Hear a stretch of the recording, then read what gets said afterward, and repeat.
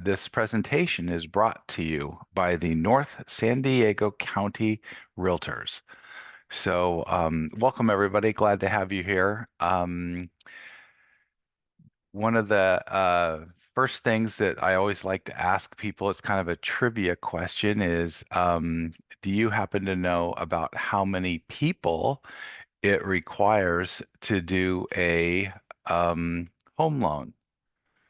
It's not really a trick question. It's just more of a kind of a question of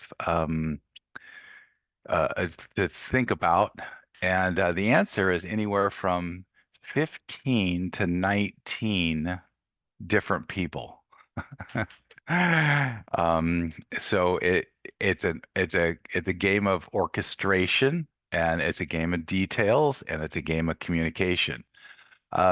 The concept or the idea of this is that I have 18 years of experience as a loan officer, but in my previous life, I was a commercial real estate broker. And so I have completed over 1,000 transactions with in commercial real estate sales and leasing. And the idea was that I was wanted to help realtors understand the loan process so that you could help with the expectations of your own customers. So the concept of this presentation is to give you the cliff notes quickly within an hour of what's going to happen on our side of the transaction. So you, as the realtor representing buyers and sellers on the real estate side of the transaction, can better inform your customers and also have the knowledge to ask the right questions of your loan officer as it goes through the loan process. So to kind of give you that background, so you've got an education in it. And this is about the only way you're going to get it. And now, of course, if you've done 1,000 home loan transactions, you're probably well down the road. But if you haven't, then this is for you. So, the very first step in a home loan and in the purchase process or even a refinance for a customer is to complete what's called the old school 1003 application. Today, it's called a universal application, and a URLA is what they actually call it, a universal residential loan app. And it's done today pretty primarily online. Now, what that means is that the very first thing that any home buyer should do is apply for the loan first. Don't go out and look at houses first. And the reason is you want to know that you can get, and I'm going to use this new word, pre-underwritten. So it's not a pre-approval, but it's technically a pre-underwritten approval letter. And the reason they need that is the reason we believe that it is better for the customer to have that is because the file has now been underwritten by an underwriter, and that's kind of our competitive advantage at New American Funding. Could everybody pop in and just make sure you're seeing this loan documentation slide? Just want to maybe just give me a chat that loan documentation slide is showing. Yep, great. Okay, thank you. So with that said, what we're trying to do is what our New American Funding's competitive advantage is to underwrite a file even without a property address. And that used to be a no-no because large financial institutions like Bank of America, Wells Fargo, Chase, Citibank, and most of your credit unions do not want to underwrite a property unless it's in escrow because technically it's not a deal. And so they don't want to burn the money that they're paying an underwriter. Underwriters make anywhere from 100 to 140,000 a year, and they don't want to just throw loans at them to pre-underwrite if it's not going to result in a transaction. That's like wasting their money and wasting their assets, and it's exercising their underwriters heavily. But We don't believe in that process. We actually believe that it's in the customer's best interest to have a pre-underwritten file because we get all of the problems out of the way up front. And yeah, we don't get every deal, but that's what makes us unique is we don't expect to get every deal, but we do expect our customers to actually go through the underwriting process before they even go out and look at a house. And there's a million trap doors why a loan won't go through the system, or there's a million solutions to those trap doors that if prepared ahead of time, you can catch and correct prior to making offers. So we implore you, we highly suggest a pre-underwritten approval is done up front. And it all starts with the customer going online. And if you'd like to jot this down, and I'll try to type it in here also, for us, the website is www.applywithjeffrey.com. So that is where the customer would first go. And that's called a vanity link. And it's actually directs you to my corporation's link to start the loan application. Once the app is in, then and finished by the customer, either the borrower one or borrower two or both borrowers, if it's a husband, wife, or if it's a joint tenancy of some sort. As soon as they finish the application, it comes back to my desk and I can review it. At that point in time, what we do is we ask for the financial documents, and there are three categories of financial documents. So just kind of keep this back in the back of your mind. There's the income documents, the asset documents, and then the property documents. Your income documents can be as simple as 30 days of pay stubs and 2 years of W-2s. Or it could be more complex. If the borrower is a self-employed individual, it could include 2 years of corporate tax returns, 2 years of personal tax returns. It include a profit and loss statement year to date, and a balance sheet, and then explanations, letters of explanations to go along with whatever needs to be explained in a self-employed file. They're more complicated, they're more difficult. There's a lot of moving parts on them. I've been doing it for 18 years. It's easy for us in our income calculation department to duct tape that together to figure out income. And the reason income's so important is because that's what drives the purchase price at the end of the day. So calculating income from having an underwriter calculate the income is the income that's going to be accepted at the end of the transaction. Now, I can do income, but if I make a mistake, the underwriter is going to override it and use the income that meets the guidelines. So I eliminate any risk or chance that I'm going to make a mistake by using the underwriter up front, if that makes sense. Assets are super simple. It's bank statements. It's 2 months of checking and savings, and it's generally 3 months of retirement funds. And those are funds that would be considered as reserves and or compensating factors. And then, of course, if it's a refinance, we need the homeowner's fire insurance deck page, the mortgage statement, a copy of the tax bill, and if it happens to be a condo and there's an HOA um, um, statement, would need that because those are your fixed expenses. It's called PITIA. PITI is the short acronym to them. It means principal plus interest plus taxes plus insurance. The A stands for association, or HOA, homeowners association.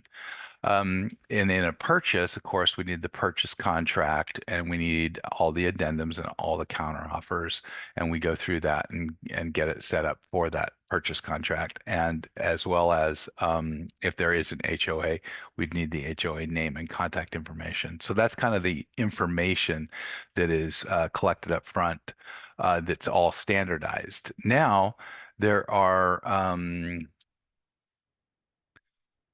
miscellaneous documents that get missed all the time. And it's so from a realtor standpoint, these are some of the questions you might want to ask your customer. Have you ever been divorced? Because a divorce now causes the need for a um, divorce decree. And where that becomes problematic is that they're paying child support or alimony. So it sneaks up on us, and those are expenses that are deducted from the customer's income from a qualification standpoint, which hurts their purchase price at the end of the day. So I would there's a handful of questions, and that's a really important one if you can get around to it, to find out about divorces, because that a lot of times has been a deal killer from our experience. Um, um, just running down the list, these are all your basic, your driver's license, your earnest money deposit. If they're pulling money out of a 401k, that's another good question to ask them. Where's the down payment coming from? Because if they're pulling the money out of the 401k, though they have every right to liquidate all of it, they're most likely not going to want to because of the tax ramifications. And so every 401k has its own terms of withdrawal. And what that means is that every company has set up its own 401k with its own terms of withdrawal. And generally, you can only get up to $50,000 out of a 401k. That's something a lot of people don't know, and or a percentage of it. You can only go up to 50%. So if the 401k had $40,000 in it and the customer thought they could access all 40, which they can with a tax penalty, but if they don't want that tax penalty, then in the event that it had a 50% maximum withdrawal, then you could only get 20 grand out of that 40 grand 401k. So that's just another question to ask a buyer. Where's your down payment coming from? Awards letters for Social Security, trust agreements, bankruptcies are a tricky one. We need to know if they have gone bankruptcy, how long ago? Because if it was 30 days ago, there's no loan available to you. If it was 2 years ago or 1 year ago, we can work. We have access to solutions. So bankruptcies are a good question. They get missed. And then just food for thought. If the customer has co-signed for their child's car loan, which we see a lot, or a sister or brother's car loan, provided we can show that the child has made 12 months of those payments, or the sister or brother or whomever they co-signed for, provided they can show that that person has made those 12 months of payments, we can omit that debt from their credit report and push the purchase price back up. Okay. So just another pro tip, I guess. Okay, so here's the loan process, and this is what you're going to want to really hone in on to to fully understand. I encourage you to ask questions. And the reason is because this is how you're going to prep your customer. This is how you're going to manage your customer's expectations. So, the very first step after the application is completed and back to my desk, and I've gathered all of those financial documents, it's going to go to what's called a processor and into processing. And that's where all the checks and balance, well, checks and verifications are done, credits run. We do verifications of employment. We do all if it's we do all the background work. We check to see if they own multiple properties. There's fraud alerts. It's a job in itself just to set the loan up prior to going to the underwriter. Okay. Once it's out of processing, and also check this out. When I send a loan into processing, that doesn't mean the processor's going to stop everything and do it that moment. What happens is it goes in a line. And your line for processing can be anywhere from 24 hours to 48 hours to 72 hours, depending on the traffic going through the system. And it's like that for every bank. So a loan generally is set up to close when the with a purchase that has a 30-day escrow. So we kind of use all 30 days. If you ask me to close a loan in 7 days, I could literally do that. But I'm going to leapfrog every other loan that's in front of me to close that loan in 7 days. It's very simple to close a loan. I personally have taken a loan application on Sunday and funded it the following Friday. That's 5 business days, start to finish, including the appraisal. It can be done. Generally speaking, it's not done because there are hundreds of loans in front of us that are all working their way through the system. Kind of think of it as a Ford or Chevrolet assembly plant where the car starts at the beginning of the assembly line and comes out with a paint job, 4 seats, 4 wheels, an engine, and it's a completed a product. Very, it's almost the identical with the loan process. Once it gets to underwriting, underwriting is the gatekeeper of the loan. And what that means is that Fannie Mae and Freddie Mac have about 1,200 pages of guidelines. That's the rule book that they have to underwrite off of. If the loan scenario meets all 1,200 pages of the guidelines, then they would get what's called a loan approval. An underwritten loan approval is a stronger approval than just me running the automated computer approval. It's called AUS, Automated Underwriting System. Both Fannie Mae, which is desktop underwriter, that's their computer program, and Freddie Mac, which is loan prospector, or called LP. Don't need to know any of that, but I can run loans for the computer approval. Nothing wrong with that. Works all the time. That's not a cheating way to do it. That's my quickest way to do it, to give you a pre-approval letter, but not a pre-underwritten approval.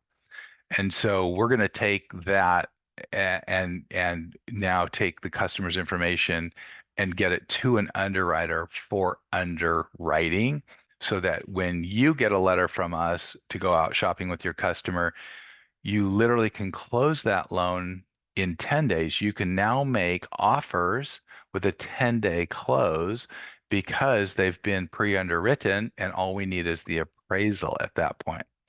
So the underwriter is now going to approve the loan with conditions. So an approval means, yes, they meet the guidelines conditionally on us fixing these items.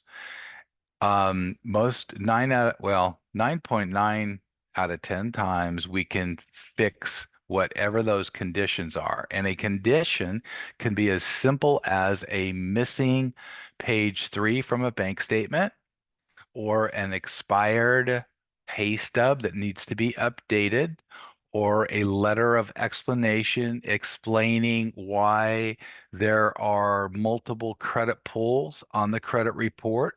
These conditions could be a CPA letter from the CPA explaining something on their tax returns or their profit and loss statements or balance sheets.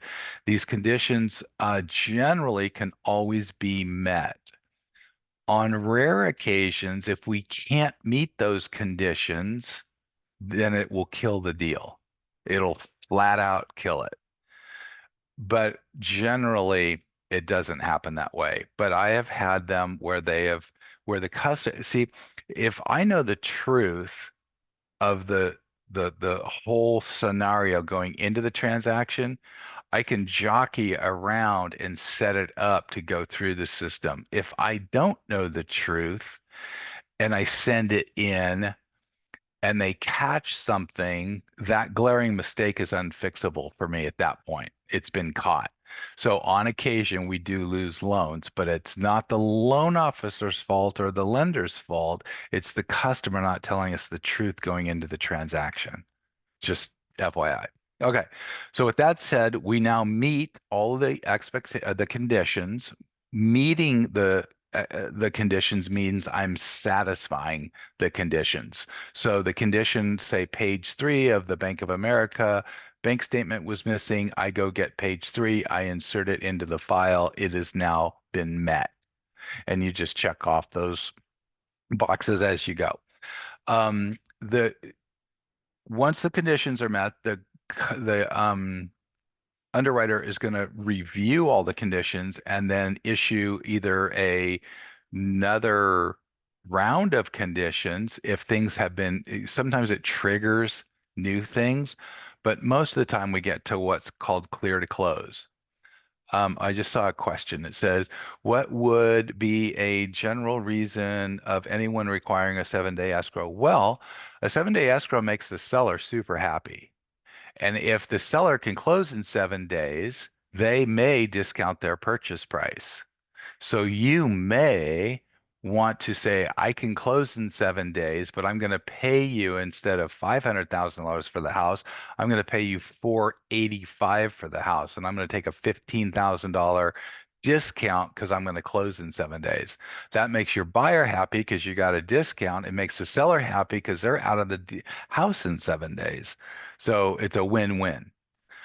Okay, so going back to clear to close, please write this down. Clear to close. That is an intelligent question for a realtor to ask a loan officer.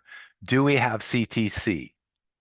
Do we have clear to close? What's holding up clear to close? Why didn't we get clear to close today?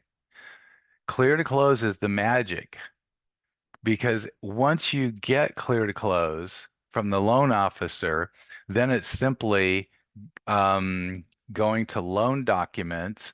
The escrow officer and the loan funder have to balance out the closing disclosures first. Then it goes to loan documents, and then loan documents are sent to the notary. And at that point, the lender is out of the picture briefly while the escrow officer packages the loan documents, which takes time. Okay. They can't leapfrog our loan to stop everything in their workflow. So packaging can take a full 24 hours and sometimes longer depending on the volume. So even though loan docs are in escrow, that doesn't mean the borrower can just drive to escrow and sign them. They need to be packaged, and then generally speaking, a notary is assigned by the escrow officer to take the loan documents to the customer's choice of where they want to sign them. It could be a Starbucks coffee shop. It could be their office or at their home. Most of them are at the home, but not all. And then they get those loan documents signed, wet signed by the customer. And here's another thing to maybe prep your customer for. Their loan packages now are broken up into two distinctly different signature groups. You have e-signing today, which is new, and that's what we do. And we e-sign, DocuSign about 87 pages. It's not 87 signatures, but it's about 87 pages of the loan package is docu-signed. And then there are wet signatures for the most important pieces of the loan, which obviously would be the promissory note, right? And the grant deed that's going to go to the title company, those documents. So now when the escrow officer meets with the customer, they can get in and out. I'm sorry, when the notary meets with the customer, sorry, the notary who's going to sign the customer's loan docs, when they meet, they can get in and out much quicker. So signings can be done in 15 minutes today, where they were never able to do that because we are now sending out this whole other package that can be docu-signed at the customer's um, convenience. Once the documents are back to the lender, then we check them in. Again, it's a line. We can't fund immediately. We check them in, we process them, and then we fund the loan, which is the money that goes to the escrow company. And then the escrow company has to confirm the wire, which usually is done fairly quickly. It can take a couple hours, but it's done fairly quickly. And then the escrow officer does what's called disperses the funds to all of the appropriate parties.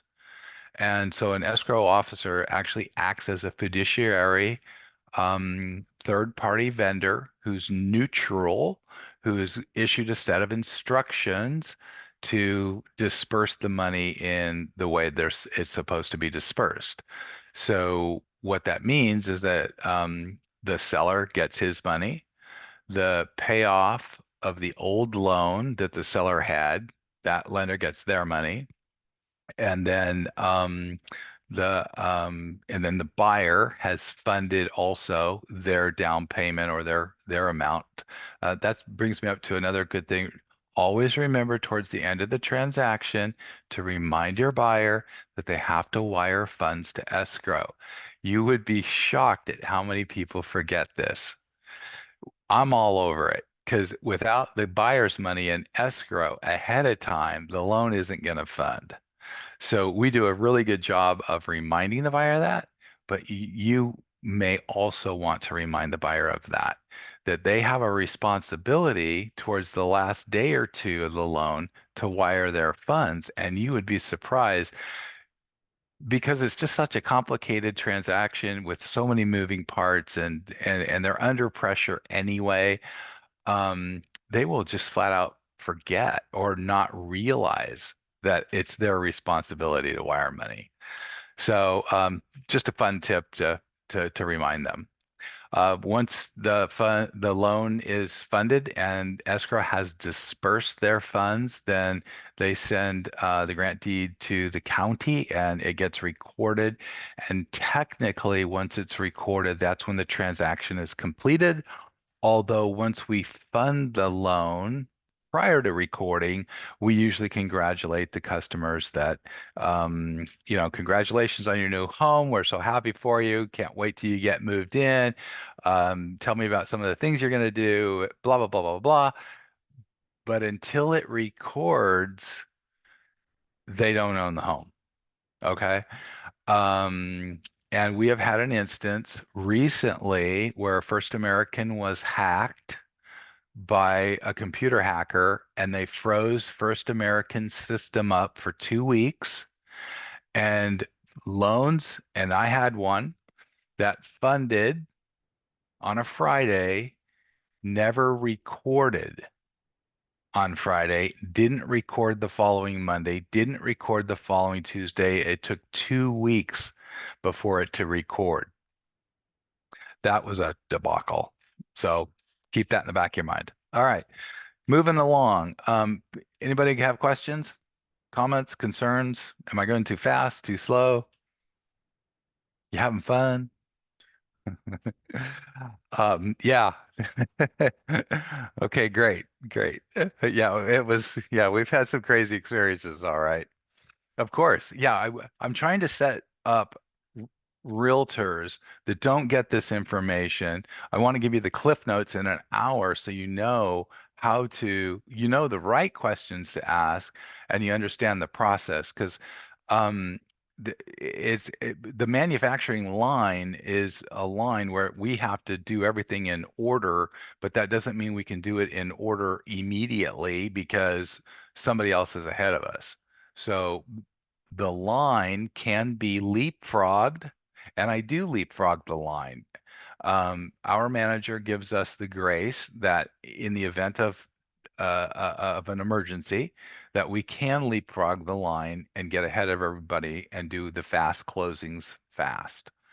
Just food for thought. Okay, so this is pretty cool. I would always ask Mike if I was residential real estate agent, one of the very first questions I would ask them also um, is how do you generate your income? What is your job? What's your career? And if they tell me they work for Qualcomm, then I know for certain they're a W-2 employee. And a W-2 employee is a very simple employee because you get 30 days of pay stubs and 2 years of W-2s, and I can calculate income fairly quickly. But if the individual says, I'm self-employed and I'm a restaurant owner, that opens up a whole different ball of wax. Or if they're a gig worker, then and they don't have consistent income, that opens up a whole different problem. And we have solutions for those people, but it's a different solution. So let's talk about the three silos that are available to all consumers in America today. And those silos are broken down. I'll give you the spoiler alert: tax return loans, no tax return loans, and then no income documentation loans. So that's what we're going to cover now. So if you're a Qualcomm employee, and you've got W-2s, that I'm confident that you're going to fit a tax return loan. And a tax return loan, it would be Fannie Mae, Freddie Mac, conforming quasi-governmental agency um, supplemented loans. They generally have the cheapest interest rate and the cheapest costs. You are also going to fit into the FHA loan. The FHA loan backfills where Fannie and Freddie cannot. USDA loans, we don't do a lot of them, but they are here in San Diego County. That just means a rural home that's out in the sticks. And that we don't see a lot of them, but they occur. And then, of course, jumbo loans. Now, tax return loans, when the 2008 mortgage market meltdown occurred and destroyed the mortgage market all the way through to about 2010, 11, 12, there was a Dodd-Frank act that was put into effect across America. And what it said was, lenders are responsible to prove that the consumer can afford the loan payments. So there was a shift in who was responsible. So in the old days, the customer or the buyer was responsible for making their loan payments if the loan was given to them. Today, the lender is responsible to not let the customer get into trouble. And that's called a qualified mortgage. And a qualified mortgage today can no longer be an interest-only loan. It can no longer have negative amortization. It can no longer have a prepayment penalty. It cannot have a balloon payment. It can have a maximum of 30 years. My point is that the government has made lenders that want to have access to Fannie Mae, Freddie Mac, FHA, VA, etc., um, prove through the use of tax returns, if required, that the consumer generates that much income to be able to support the loan. Okay, so it's a checks and balances. We no longer, now this is an interesting thing too. Buyers can get very skittish buying a house on their first time, and they get very nervous and they want to back out. And I've had a lot of customers back out because they're scared of going from a rent payment of $1,200 a month to now a $3,500 payment, or they're scared of going from a $4,000 rent payment to a $10,000 mortgage. It doesn't matter the increment increase. What they're scared of is biting off that big bite. But here's what's cool. The banks now today no longer will overlend you money. you cannot get a loan unless we feel confident you can support that loan. So I'm here to tell you, you can support that loan. Otherwise, the bank wouldn't have the confidence in you to give you that money. So the bank is your partner. The bank is your sidekick. The bank that's giving you money is saying to you, you got this. And you do got this because we can't by law, we can't overlend you money. So we're your protector now. And that's a cool thing for a customer to finally realize is like, oh, yeah, he's my partner in this transaction. And yeah, he's got my back because he's not overlending me. So um, that's what is occurring in this silo, which is called a full document loan, and it's also called a tax return loan because in the event it needs tax returns, they have to be provided and they have to show enough income on those tax returns to support the loan. Now, what happens if the customer's tax returns, he has written off so many expenses that he's only made $12,000 that year? So you can't get a loan with $12,000 annual income. And we see this all the time. We don't see it with W-2 employees as much, but we do see it with gig workers. We see it with self-employed people. We see it with 1099 realtors. We see it. So this next silo is going to be actually your silo if you're a 1099 employee. So here's what happens. Um, the laws are written that we still have to protect you from yourself or from over lending you money to get you in trouble. But you don't have tax returns, but there are other ways to establish your income that you generate. So instead of using tax returns, W-2s, and pay stubs, we have these alternative ways to establish that you generate income. So one of them that is the most common one is a 12-month or 24-month bank statement program. And what that means is the borrower, gives us 12 months or 24 months of their entire bank statements showing their deposits.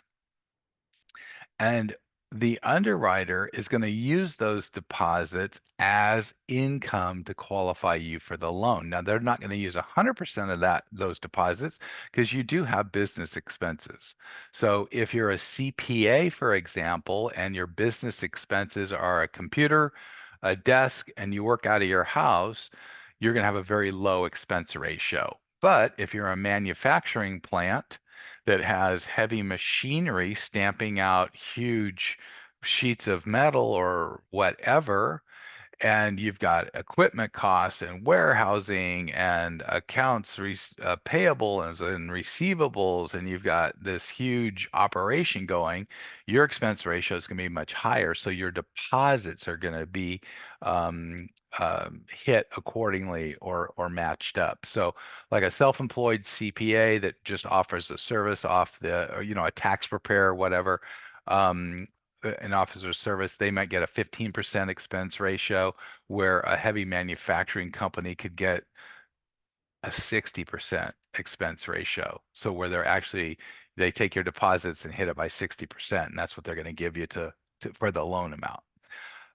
Another way to qualify is an asset qualifier. It's also sometimes called an asset depletion.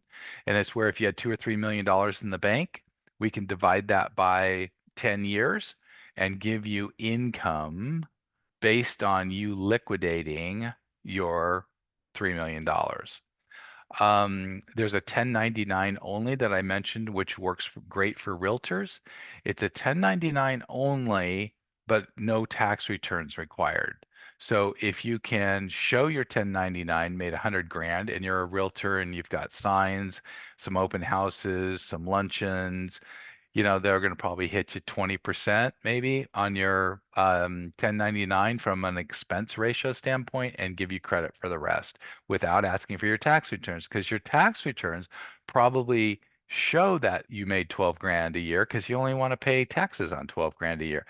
Written off your car and you've written off your second house in Big Bear and you've and called it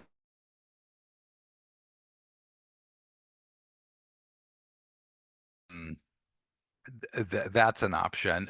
W-2s and pay stubs with no tax returns, uh, where I'm getting a I'm getting a notification that my internet is not working. Is everybody hearing this okay? I got a notification on my side, internet not working. Okay, great. As long as you can still hear me, great. Thank you. Um, just going back to a little choppy. Yeah. Okay, cool. All right. Thank you. So going back to W-2s and pay stubs only without tax returns, there are times that trigger tax returns. Rental property is a key one that will always trigger the need for tax returns. And if you're a W-2 employee that has rental income, we need your tax returns. But if you've depreciated you know, heavily depreciated your rental property and you're showing a huge $60,000 loss and your W-2 job is $80,000 a year, and I'm just making these numbers up, your tax returns are going to only show $20,000 in taxable income, hence you'll never get a loan. But with this particular loan, we throw the tax return piece out and still get you the loan. DSCR, which is very simple. If you're buying an investment property, we can actually underwrite your file based only on the rental income that that property is going to produce. Because we're now saying that the rental property will produce rent, and that rent will pay the bill or pay the PITI, the principal plus interest plus taxes plus insurance. So that's a killer loan. I do a lot of DSCR loans. Anybody buying an investment property, that is a home run. Super simple to do. And then we can actually combine all these together and duct tape an income profile to meet your customer's needs. And nobody does that. Everybody else has said, okay, I can only pick one of these programs, or I can pick another program, or I got to stick within these buckets. Not us. We say we're going to use all the buckets together to give the customer the maximum amount of income, and it's working. And then I got investor cash flow in here a second time by mistake, so I'll have to clean that slide up later. We're about 45 minutes into it, so we're making good time. Now, the United States government is an interesting entity. Um, there is a mandate from Los Angeles to New York City and everybody in between that if you want to own a home, you should be you should have access to financing should you need financing for a home. Okay? That's a government mandate. That started back in the 40s, 1940s, after the Second World War, when the GIs were returning home, setting up a house. And back then, it was you get one job, you get one wife, you buy one house, you have a 30-year mortgage, you pay that house off, and you retire in that house. Now, of course, that's not today, but that was the concept back then. And the government has continued with the philosophy that you should have access to financing no matter what. So we've talked about the first silo, which was tax return loans. Those are your best priced loans. We have talked about the second silo, which is no tax returns, but it's still using some sort of documentation to document their income. And third is, what if you don't fit into silo number one and silo number two? When the government has a mandate to still offer financing for people that want to buy a home. This is really fascinating, I think. I love this stuff. So here's what the government's done. This loan is through the United States Treasury Department, and it's billed underneath their community loan. And here's the theory. If you do not fit, okay, if you're an individual, a United States citizen, that has a good credit score and cash in the bank to buy a house, that if you do not fit the criteria of the tax return loan in silo number one, and if you do not fit into the criteria of the no tax return loan, which is silo number two, we're going to offer you a loan that all you need are two things: a credit score over 680, generally, and the cash down payment plus reserves, a substantial amount of reserves. So this loan isn't for everybody. This definitely is probably not loan is used very seldom for a first-time home buyer unless that first home buyer happens to be rich or inherited a big pot of money. And this loan is called it falls underneath the CDFI, which is the Community Development Financial Institution, and it is exempt for me to for the lender to have to prove the ability to repay the loan. This loan is actually exempt from that. And the way it works is this: you do not have to give us pay stubs, the lender. You do not have to give us W-2s. You do not have to give us 1099s. You do not have to give us tax returns. You don't have to give us any income documentation whatsoever. But here's what you got to have. If your credit score is a 720, you've got to have a full 20% down payment and 18 months of cash reserves after you pay your 20% down payment, and you can get a loan. If your credit scores drops to a 680, then you've got to come in with 25% down payment, and you still have to have 18 months of cash reserves. If your credit score is a 660, which is sub America's average of 680, so it'll go down to a 660, you've got to come in with 30% down and also have, in that case, 12 months of cash reserves. And this loan will go up to $2 million. I mean, nobody offers this. We offer it. Very few lenders offer it because they don't have access to it, but it is out there and we have access to it. So it's a killer deal. And it can be used also for cash out refinances if the customer needs to do a refinance. Um, do you guys get the power of that one? I mean, that's mind numbing. You don't have to, it's not a stated loan program, so don't get it confused. They are not asking for any income, so you're not stating any income. It's not a liar's loan because you're not lying. Stated income loans were liar loans because you had to state what you made. This is not that. And it's government sponsored. So pretty cool, I think. Okay. So those are the three loan silos. And that's the end of the presentation, but I wanted to take a minute and I'm going to see if I can pull this up real quick. We have a couple, okay, but you must be rich or inherited a lot of money. Yeah, yeah,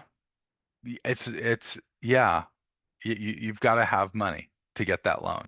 Yeah, but you don't have to prove income, and it's not a hard money loan because your alternative would have been a hard money loan at 4 or 5 points and a 10.99 to 13.99 interest rate.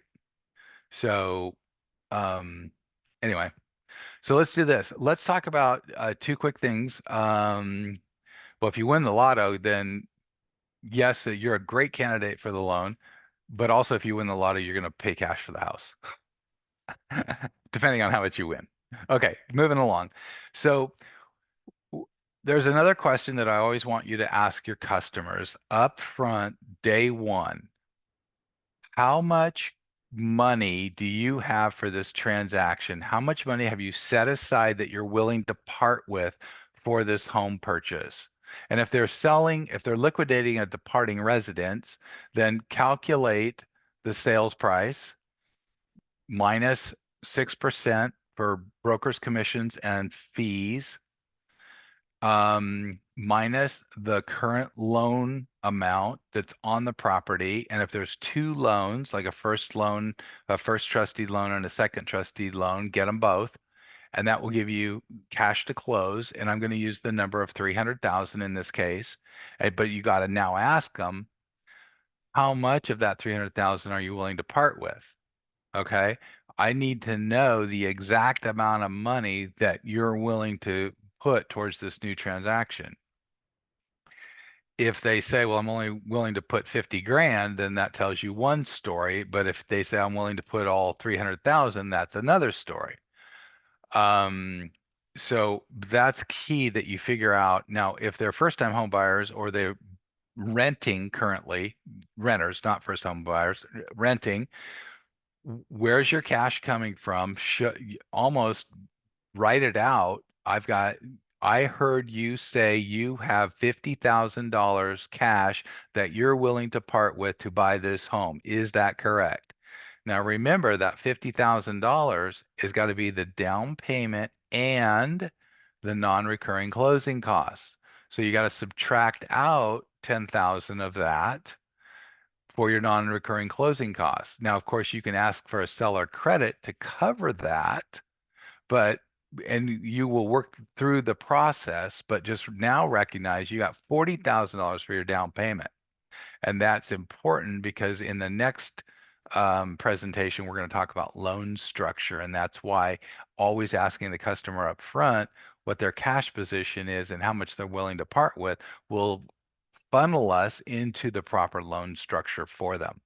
But this is a fun one. Ask the customer, how much cash do you have for this transaction? And they say, I don't have any cash for this transaction. Or they say, I have $5,000 or I have $7,000 or a really small amount.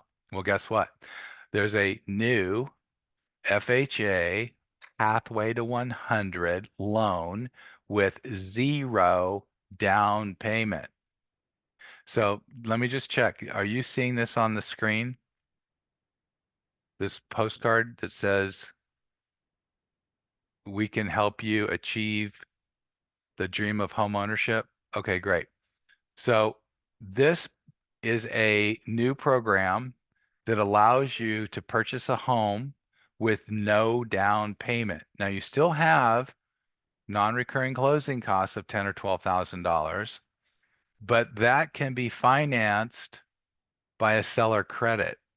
So if the customer says, I have zero down, but I work, my wife works, or my partner works, my spouse works, whatever. We have great income, but we have no savings, and we want to buy a house. You can do it today. It's super, super cool.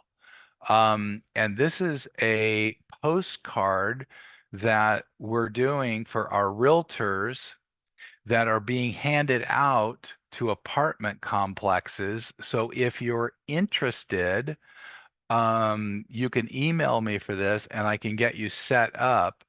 Let me give you my email address real quick. I don't know if I have done that, but it's going to be, I'll just type it in here. It's going to be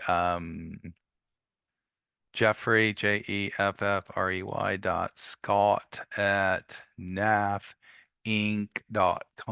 Okay, so this postcard is designed to be dropped off at an apartment complex door, either under their mat or wedged in the door. And it says, break out of your rent rut. And so these are calculations that show if you're paying this amount of rent, what you will ultimately pay over 30 years if you stay in that 30 years, or even 10 years if you stay in that. And on the back side of the postcard is the solution to get out of that trap. And the solution is a zero down payment loan and it's an FHA loan, and it's called Pathway 100. And this is the co-branding we're doing, and we will co-brand with you at no expense to you. But it would be your responsibility to get those out somehow to the apartment community. And so if you're interested in something like that, this has been a really, really effective program. I'm going to give you one more program that NAF has an exclusive on that is working in a competitive bid situation, and it's called NAF Cash. So NAF is the acronym for New American Funding, and NAF Cash is the name of the program that allows um, this is kind of how it works.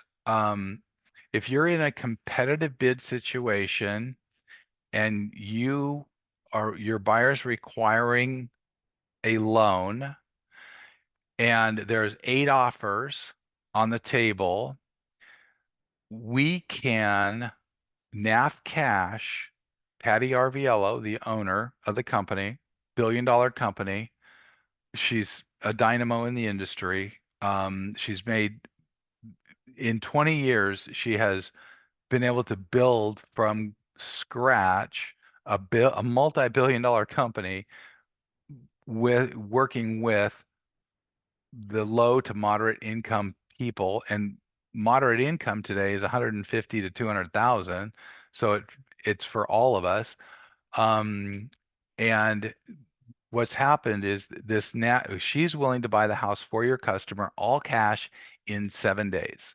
And we're going to actually provide you with a bank statement that shows $4 to $6 million in our account that you can show the seller that we have the resources. We have $4 to $6 million in our account, and we can close on your house in 7 days, and we're going to reserve that house for your customer.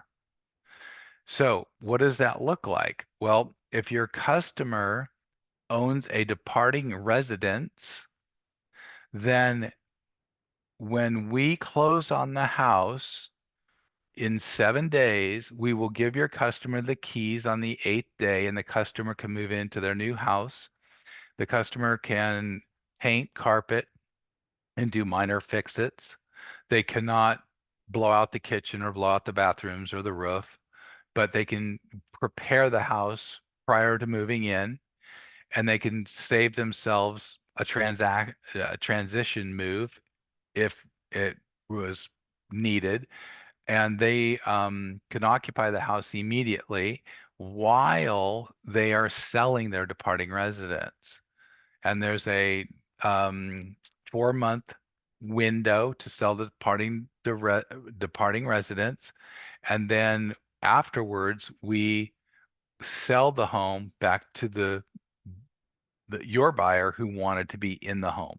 The cool thing about it is you get paid on the first transaction in 7 days, so your commission is earned. Now you are still obligated to stay in the transaction through the second transfer from NAF Cash, who now has title of the house, to your ultimate buyer, but it's not hard to do. Okay, so I have a question here. It says, can you repeat the Pathway 100, no cash or savings, but the 10, 12 can maybe a credit from the seller? Okay, sure. So here's the way the game is played today. A customer has no cash to close. They have 3 grand in the bank, and they're not going to part with a penny of it. But the husband got a new job and he's making 10 grand a month, and the wife's been a psychiatrist and she makes 12 grand a month. The two of them make 22 grand a month. In this particular case, I'm just going to say they're heavily indebted in student loans to get those jobs. So they've never been able to save. They're living month to month, but they want to buy a house. So what happens is we use the Pathway 100 loan program that requires no down payment, and then we find a seller willing to give a seller credit back to the buyer for all of the closing costs and prepaids. Now, I don't want to open up that discussion too deeply because there's a difference between the down payment and the total cash to close that a customer needs. There's a difference, okay? If the down payment is zero, you still have non-recurring closing costs of anywhere from $10,000 to $25,000, depending on the loan size, that needs to be paid in cash up front to close on the transaction. They're called one-time non-recurring closing costs and prepaids. We'll get into that later, but you can get a credit from the seller to cover that.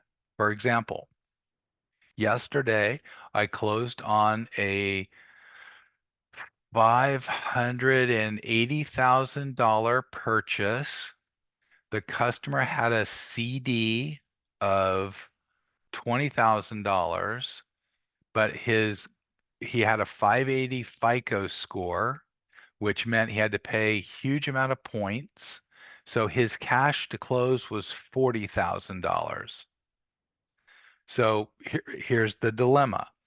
I have 20 grand in a CD. I'm willing to part with it. I need 40 grand to close on the transaction, so I'm short 20 grand. So I had to ask the seller to chip in $20,000 so I can buy the house. Now, what happened is the seller said, "Nah, I am not giving you 20 grand. Instead, I'll give you 15 grand." So we had a $5,000 gap. Well, each realtor chipped in $2,500 to bridge the gap, and we closed on the loan.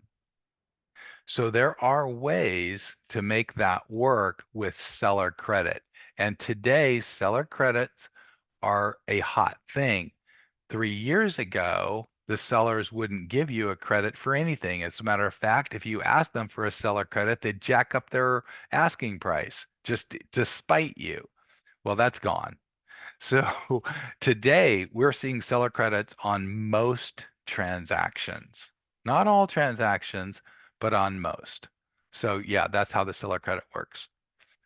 Okay, so we talked about the zero down payment FHA loan called Pathway 100. That's a product that nobody else, I don't mean nobody else, but it's a very seldom, you need a special lender to get access to that program. Chase, Citibank, B of A, Wells Fargo, they're not offering it.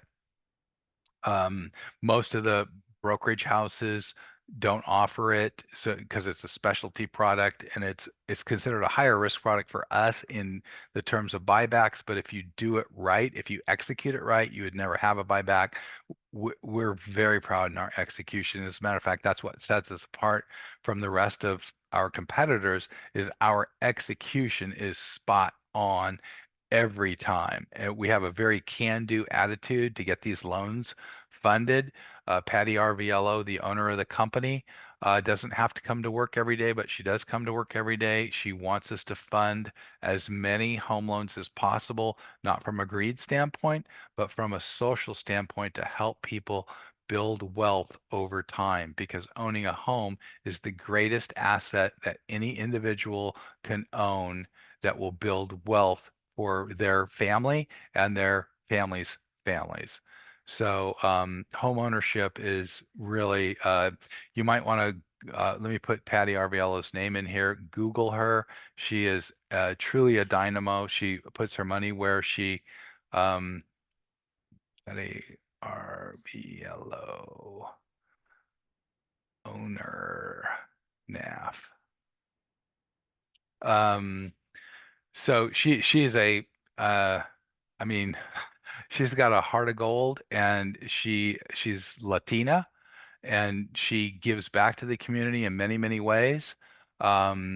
She's philanthropic, as heavily philanthropic, as well as heavily invested in all segments of society.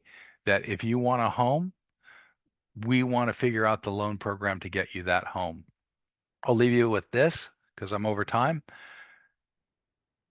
We offer all three down payment assistance programs. It's different from the Pathway 100 I just explained to you. Pathway 100 is replacing the three down payment assistance programs.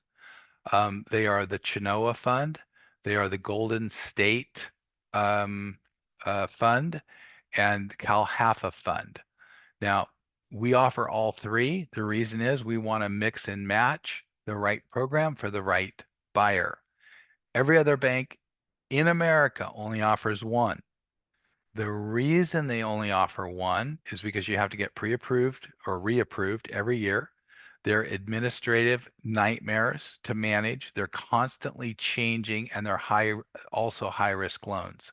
So all the other banks will offer one so they can say, yes, we have the down payment assistance program, when in fact they might not have the right down payment assistance program for that particular customer. So Patty has adopted the philosophy that we offer all three. We do them all efficiently. We do them with expertise. We have individuals that's all they do in those products, so there's no mistakes made. And when your customer comes to us, we match the right one for that customer's needs. So yes, I can repeat the three programs. It's Calhafa, it's Golden State, and it's Chenoa Fund. Okay. So all three of those, in my opinion, are being replaced by the Pathway 100 because the Pathway 100 doesn't have income limits, and the Pathway 100 is a simpler loan for us to execute quickly. When we use the other three down payment assistance programs, they are efficient, but they are not necessarily quick, nor can you push them. You go by their time. So if they're swamped and you get pushed to, the bottom of the, well, when you're at the bottom of the line and they're swamped, you're at the bottom of the line, and you will get to the top when you get to the top. The Pathway 100 loan, we just run you right through the system and close. So that's our solution. Questions? Sorry I went over. Questions, comments, concerns, anything? Okay, you've got my email address. I have a document that I will email you if you would email me. It's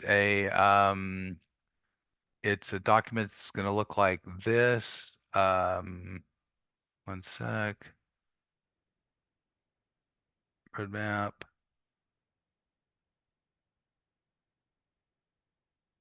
One sec. Almost there. Okay, so this is a handout. It talks about the 15 to 19 individuals that it takes to close a loan. It's a fun one. This is your loan process that you can revert back to so you can track loans. This is your asset list or your financial documents list that is going to be required of a customer. And then these are your three silos of loans that are available today. So shoot me an email. I'll get you that. Hey, you guys are very welcome. I'm really trying to focus this on what you need as a realtor to get your job done and to bring you up to speed on what this whole loan process looks like and just get to the brass tacks of it. I'm not trying to bore anybody or anything. Email me. I'll get you this document immediately. Call me, text me, anything. I'm available 24/7, and we'd be honored to do business with you. Okay. Thank you all. Have a great day.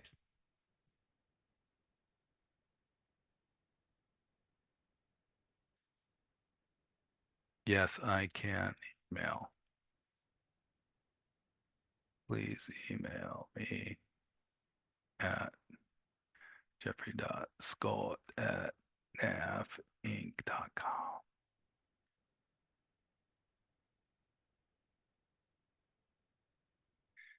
Anything else?